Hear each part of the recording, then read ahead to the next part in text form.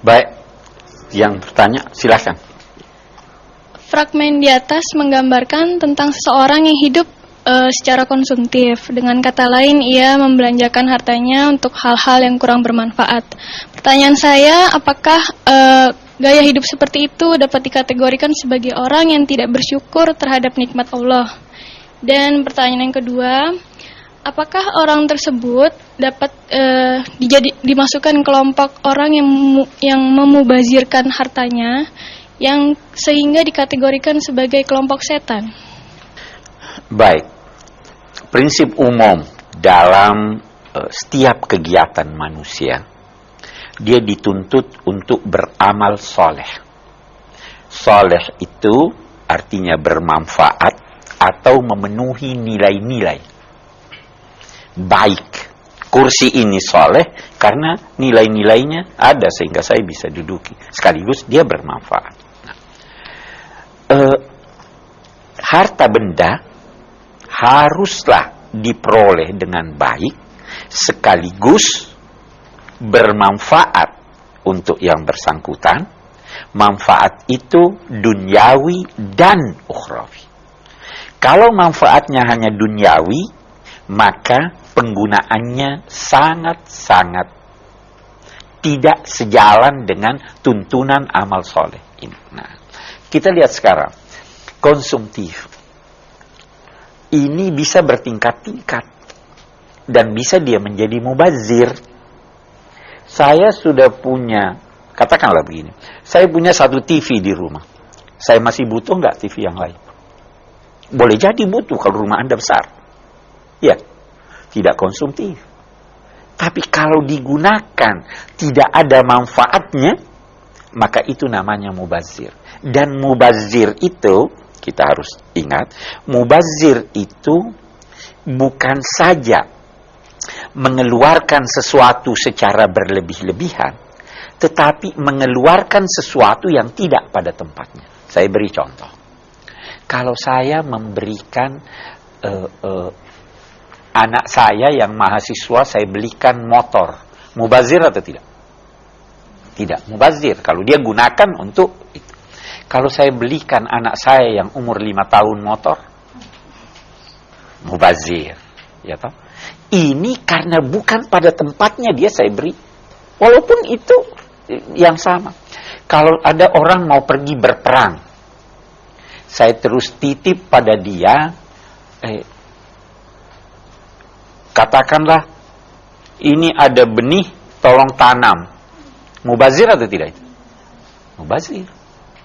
Kalau ada petani yang sedang mencangkul, mau pergi ke tempat dia, tanah tempat dia ini, terus saya kasih buku, ini hadiah buat kamu buku. Itu juga mubazir. Jadi bukan pada tempatnya, itu adalah tabzir. Nah, bisa juga tabzir itu, atau pemborosan itu, melebihi kadar yang diperlukan. Saya beri contoh. Wudu itu 3 kali basuh wajah. Kalau air banyak di sungai, saya mau jadikan 4 kali. Bagus atau tidak? Mubazir. Karena dia bukan pada tempatnya. Itu yang dimaksud innal mubazzirina kanu ikhwana syayatin. Jadi kita mau lihat konsumtifnya ini dalam batas apa. Karena kita juga harus ingat bahwa Allah Subhanahu wa ta'ala senang melihat bekas-bekas nikmatnya itu pada diri seseorang. Anda kaya, pakailah baju yang bagus. Tidak konsumtif Anda. Itu sudah pada tempat. Allah senang melihat Anda gagah. Anda punya duit, jangan naik bus, naik taksi. Ya kan? Itu, jadi konsumtif ini sangat-sangat situasional, dan setiap orang kita bisa lihat, oh ini buat Anda dinilai konsumtif, ini buat ini tidak. Saya kira itu ya. Oke. Saya ingin kita simpulkan surah Al-Adiyat ini. Mungkin kesimpulan pertama yang saya ingin menjadi perhatian dalam benak kita adalah bahwa Al-Quran berbicara menyangkut masyarakat pertama yang ditemuinya. Sebahagian dari contoh-contohnya, apalagi bahasanya, disesuaikan dengan masyarakat yang ditemuinya. Kita yang datang sesudah mereka, atau berbeda tempat tinggal dengan mereka, kita hanya mengambil nilai-nilai apabila apa yang dijelaskannya itu berbeda dengan kondisi kita atau keadaan kita. Sebagaimana halnya gambaran tentang hari kiamat yang digambarkan di sini. Itu yang pertama. Yang kedua, surah ini mengecam orang-orang yang kikir dan mencintai harta benda secara berlebih-lebihan.